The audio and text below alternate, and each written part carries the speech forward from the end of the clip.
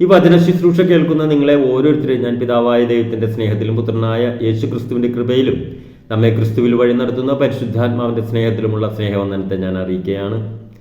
നമ്മൾ കഴിഞ്ഞ ദിവസങ്ങളിൽ നമ്മൾ ദൈവവചന ശുശ്രൂഷയിലൂടെ നമ്മൾ മനസ്സിലാക്കിയുണ്ടായിരുന്നു നമ്മൾ ദൈവത്തെ എത്രമാത്രം നമ്മൾ അനുസരിക്കേണ്ടത് ആവശ്യമാണെന്നുള്ളതിനെക്കുറിച്ച്. അതിന് നമുക്ക് ഉദാഹരണങ്ങളായിട്ട് നമ്മൾ വായിച്ചത് ഫിലിപ്പിയ ലേഖനം 2:5 മുതൽ നമ്മൾ വായിച്ചു. യേശു ക്രിസ്തു പിതാവായ ദൈവത്തെ എത്രമാത്രം അനുസരിച്ചു എന്നുള്ളതിനെക്കുറിച്ചും, അതുപോലെ തന്നെ നമ്മൾ 1 ശമൂവേൽ 15-ാം അധ്യായം അതിൽ നിന്നും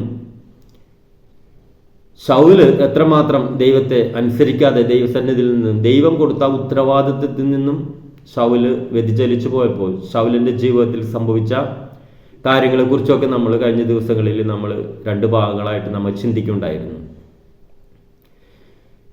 ഇന്ന് നമ്മൾ ചിന്തിക്കാനായിട്ട് ആഗ്രഹിക്കുന്നത് നമ്മളുടെ ജീവിതത്തിൽ നമുക്ക് ദൈവവചനത്തെ അനുസരിച്ച് നമ്മൾ ജീവിക്കുന്നവരാണോ, അല്ല നമ്മൾ എവിടെയാണ് തെറ്റിപ്പോയത് എന്ന് തിരിച്ചറിഞ്ഞ് നമ്മൾ മാനസാന്തരപ്പെട്ട് നമ്മൾ മടങ്ങി വരേണ്ടത് എങ്ങനെയാണെന്നുള്ളതിനെ കുറിച്ചെല്ലാം നമുക്ക് പരിശുദ്ധാത്മാവ് നമുക്ക് തിരിച്ചറിവ് നൽകുന്നതിനനുസരിച്ച് വചനപ്രകാരം നമുക്ക് ചിന്തിക്കാം. ആദ്യമായിട്ട് നമ്മൾ ആധികാരികമായിട്ട് നമ്മൾ അറിഞ്ഞിരിക്കേണ്ടത് നമ്മളായിരിക്കുന്നത് പുതിയ നിയമ ശുശ്രൂഷ കാലയളവിലാണ്. നമ്മൾ പഴയ നിയമ ശുശ്രൂഷ കാലയളവിലല്ല നമ്മളായിരിക്കുന്നത്, പുതിയ നിയമ ശുശ്രൂഷ കാലയളവിലാണ് നമ്മളായിരിക്കുന്നത്. ക്രിസ്തുവിലാണ്. നമ്മൾ ദൈവത്താൽ വീണ്ടെടുക്കപ്പെട്ടവരാ, ദൈവത്താൽ നീതീകരിക്കപ്പെട്ടവരാ, നമ്മൾ പരിശുദ്ധാത്മാ അഭിഷേകം പ്രാപിച്ചവരാ. ഞാനീ പറയുന്നത് രക്ഷിക്കപ്പെട്ട് യേശുവിനെ ഹൃദയത്തിലേക്ക് കർത്താവിൻ്റെ രക്ഷിതാവുമായി സ്വീകരിച്ച് രക്ഷിക്കപ്പെട്ട് യേശുക്രിസ്തുവിനോട് ചേരുവാൻ പിതാവിൻ്റെയും പുത്രൻ്റെയും പരിശുദ്ധാത്മാവിൻ്റെ നാമത്തിൽ സ്നാനമേറ്റ് സഭയോട് ചേർന്ന വ്യക്തികളെ കുറിച്ചിട്ടാണ് ഞാൻ സംസാരിക്കുന്നത്.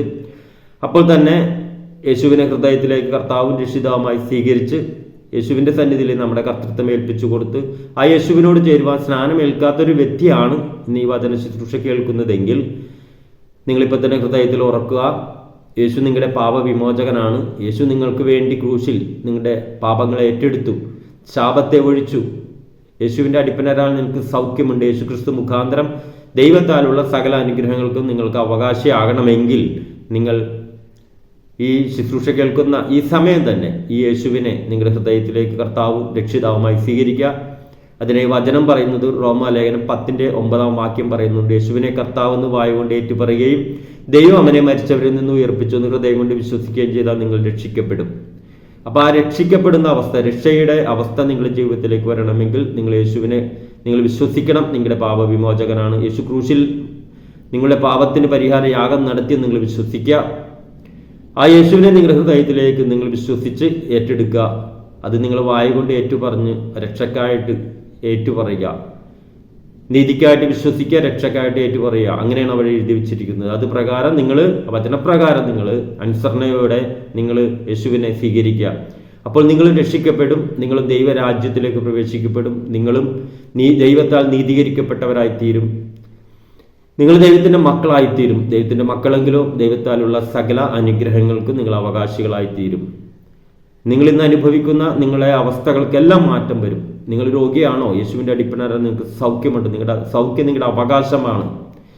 അതുപോലെ നിങ്ങളുടെ ജീവിതത്തിലുള്ള എല്ലാ പിശാചു കൊണ്ടുവന്ന് വെച്ചിരിക്കുന്ന എല്ലാ അവസ്ഥകളിൽ നിന്നും നിങ്ങൾക്ക് വിടുതലുണ്ട്. സാമ്പത്തികമായ വിടുതൽ നിങ്ങളുടെ ജീവിതത്തിലുണ്ടാവും, ശാരീരികമായ വിടുതലുണ്ടാവും, മാനസികമായ ദൈവിക സന്തോഷം സമാധാനവും അനുഭവിക്കാൻ കഴിയും. അപ്പോൾ തന്നെ നിങ്ങൾക്ക് നിത്യജീവന് നിങ്ങൾ അർഹരായിത്തീരുകയും ചെയ്യും. അതാണ് സുവിശേഷം. സുവിശേഷം എന്നാൽ യേശു നിങ്ങൾക്ക് വേണ്ടി വീണ്ടെടുപ്പ് വില കൊടുത്തു, യേശു നിങ്ങൾക്ക് വേണ്ടി ക്രിസ്തുവായി തീർന്നു. ഇതാണ് സുവിശേഷം. ഹല്ലേലൂയ, സ്തോത്രം. അപ്പോൾ എന്നെ കേൾക്കുന്ന നിങ്ങൾ യേശുവിനെ ഇതുവരെ സ്വീകരിക്കാത്തവരാണെങ്കിൽ ഇതുപോലെ സ്വീകരിക്കാം. എന്നിട്ട് നിങ്ങൾ ഈ വചനം, ഞാൻ സംസാരിക്കുന്ന വചനം അപ്പോൾ നിങ്ങൾ കൂടി ഉള്ളതായി തീരും. പ്രത്യേകിച്ച് ഞാനിപ്പോൾ രക്ഷിക്കപ്പെട്ടവരായിട്ടുള്ളവരോടും കൂടി ഞാൻ സംസാരിക്കുകയാണ്. നമ്മളിന്ന് ഈ കഴിഞ്ഞ ഭാഗങ്ങളിൽ നമ്മൾ കേട്ടതുപോലെ യേശു പിതാവിനെ ക്രൂശില മരണത്തോളം അനുസരിച്ചതുപോലെ, അതുപോലെ ദൈവം പറഞ്ഞ ഒരു ഉത്തരവാദിത്വത്തിൽ നിന്നും ഒരു ദൗത്യത്തിൽ നിന്നും തൻ്റെ ബുദ്ധിപ്രകാരം തൻ്റെ കാഴ്ചപ്പാട് പ്രകാരം വ്യതിചലിച്ചു പോയ വീണുപോയ ശൗലിൻ്റെ ഒരവസ്ഥ നമ്മൾ 1 ശമൂവേൽ 15 നമ്മൾ വായിച്ചു ധ്യാനിക്കുകയുണ്ടായിരുന്നു. ഈ ഒരവസ്ഥയാണോ എന്നെ കേൾക്കുന്ന നിങ്ങളായിരിക്കുന്ന അവസ്ഥ ഇതാണോ എന്നും കൂടി ചിന്തിക്കുവാനായിട്ട് ഇത് ഞാൻ ഓർപ്പിക്കുക. പ്രത്യേകിച്ച് നിങ്ങൾ ശുശ്രൂഷകനാണെങ്കിൽ നിങ്ങൾ അറിയണം, പിതാവായ ദൈവം ക്രിസ്തുവിലൂടെ നമ്മളെ ഉത്തരവാദിത്തമേൽപ്പിച്ച ദൗത്യമേൽപ്പിച്ച ആ ദൗത്യം നമ്മുടെ ജീവിതത്തിൽ നമ്മൾ പൂർണ്ണമായി നിറവേറ്റപ്പെടുന്നുണ്ടോ, നമ്മളിലൂടെ നിറവേറ്റപ്പെടുന്നുണ്ടോ എന്ന് നിങ്ങൾ ചിന്തിക്കണം. അതിനായിരിക്കണം ഇനിയുള്ള മുന്നോട്ടുള്ള ഓരോ വചന ശുശ്രൂഷകളും അതിന് ഉതകുന്നതായിരിക്കും. അതിൽ ശക്തമായിട്ട് പരിശുദ്ധാത്മാവ് ഇടപെട്ട രീതിയിൽ തന്നെ ഒട്ടും വെള്ളം ചേർക്കാതെ ശക്തമായിട്ട് നിങ്ങളോട് സംസാരിക്കാൻ തന്നെയാണ് ഞാൻ ആഗ്രഹിക്കുന്നത്.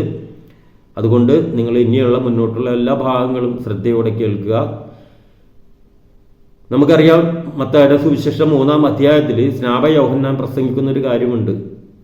മാനസാന്തരപ്പെടുവിൻ, ദൈവരാജ്യം സമീപിച്ചിരിക്കുന്നു. ദൈവരാജ്യത്തിലേക്ക് പ്രവേശിക്കണമെങ്കിൽ നമുക്കൊരു മാനസാന്തരം ആവശ്യമാണ്. എന്ന് വെച്ചാൽ നമ്മൾ നിൽക്കുന്ന ഇടത്ത് നിന്ന് നമുക്കൊരു മാനസാന്തരം ആവശ്യമാണ്. യേശുവും പ്രസംഗിച്ച് തുടങ്ങിയത് അത് തന്നെ, ദൈവരാജ്യം സമീപിച്ചിരിക്കാൻ മാനസാന്തരപ്പെടുവിൻ. അപ്പോൾ ഇതിപ്പോൾ കേൾക്കുമ്പോഴേക്കും ചിലപ്പോൾ ദൈവാസന്മാരല്ല രക്ഷിക്കപ്പെട്ടവർ വിചാരിക്കും ഞങ്ങൾ മാനസാന്തരപ്പെട്ടവരാണെന്ന്. നമ്മൾ മാനസാന്തരപ്പെട്ടവരാണോ ഇല്ലേ എന്നുള്ളത് ഇനിയുള്ള മുന്നോട്ടുള്ള ശുശ്രൂഷകൾ കേൾക്കുമ്പോൾ നിങ്ങൾക്ക് മനസ്സിലാവും. അതിന് തക്കവണ്ണം ഉള്ള ശുശ്രൂഷകളായിരിക്കും ഇനി മുന്നോട്ട് ഉണ്ടാവുന്നത്. അതുകൊണ്ട് നിങ്ങൾ എല്ലാ ശുശ്രൂഷകളും കേൾക്കുക, അതിനായി നിങ്ങൾ ശ്രമിക്കുക. വേറൊന്നുമല്ല, നമ്മൾ ദൈവരാജ്യത്തിന് നമ്മൾ പ്രയോജനമുള്ളവരായിത്തീരണം, നമ്മൾ ദൈവത്തിന് പ്രയോജനമുള്ളവരായിത്തീരണം. നമുക്ക് ദേശത്തെ നമുക്ക് ഇരുട്ടിൻ്റെ അധികാരത്തിൽ നിന്ന് വിടുവിച്ച് സ്നേഹസ്വരൂപനായ പുത്രൻ്റെ രാജ്യത്തിലേക്ക് എത്തിക്കണം. അതിനായി നമ്മളെയാണ് ദൈവം കണ്ടിരിക്കുന്നത്, ദൈവം നമ്മളെയാണ് തിരഞ്ഞെടുത്തിരിക്കുന്നത്. അതിനായിട്ടാണ് ദൈവം നമ്മളെ അഭിഷേകം ചെയ്തിരിക്കുന്നത്. നമ്മുടെ മേൽ പകർന്ന അഭിഷേകം എന്തിനാണ്, എങ്ങനെയാണ് ഉപയോഗിക്കേണ്ടതെന്ന് നമ്മൾ വ്യക്തമായിട്ട് തിരുവചനപ്രകാരം നമ്മൾ തിരിച്ചറിയണം.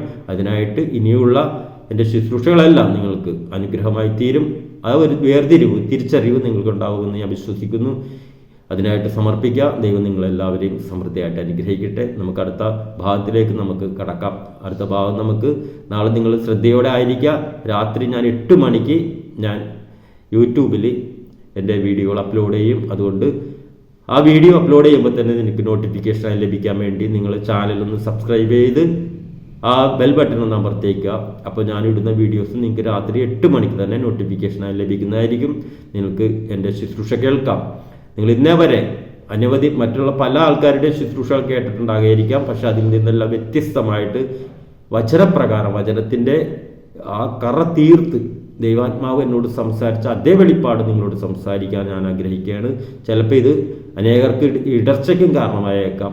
അനേകർക്ക് ഇത് പുതിയ ആ യഥാർത്ഥമായ ദൈവത്തിൻ്റെ വിളി തിരഞ്ഞെടുപ്പെന്ന് തിരിച്ചറിയുവാനും ആ വഴിയിലേക്ക് സഞ്ചരിക്കുവാനും ഈ ശുശ്രൂഷ നിങ്ങൾക്ക് എല്ലാവർക്കും സഹായമായിരിക്കുമെന്ന് ഞാൻ വിശ്വസിക്കുന്നു. പൂർണ്ണമായിട്ടും നിങ്ങൾ ഈ ശുശ്രൂഷ കേൾക്കുമ്പോൾ കർത്താവ് നിങ്ങളോട് സംസാരിക്കണം എന്നുള്ള തിരിച്ചറിവോട് കേൾക്കുക. അപ്പോൾ തന്നെ സംസാരിക്കുന്നത് മുഴുവൻ വചനത്തിൽ ഉണ്ടോ എന്നുള്ളത് ശ്രദ്ധിക്കുക. ഉണ്ടെങ്കിൽ മാത്രം നിങ്ങൾ അംഗീകരിച്ചാൽ മതി, ശ്രദ്ധിച്ചാൽ മതി, അത് ഏറ്റെടുത്താൽ മതി. അതിനായി ദൈവം നിങ്ങളെല്ലാവരെയും സമൃദ്ധിയായിട്ട് അനുഗ്രഹിക്കട്ടെ. Okay, thank you. God bless you.